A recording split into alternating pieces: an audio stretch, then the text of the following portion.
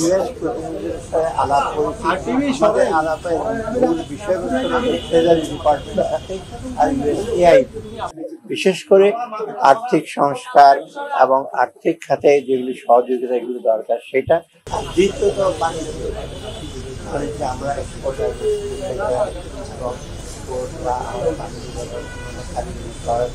ওরা বলেছে আমরা ডেফিনিট কর্ম পরিকল্পনা নিয়ে আমরা এগুবো, এগুলো তারা এবারে সহযোগিতা করার আশ্বাস দিয়েছে। এইটা যে চুক্তিটা ছিল ওইটা নতুন করে আরো $200 মিলিয়ন যোগ করা হয়েছিল। ওইটা আমি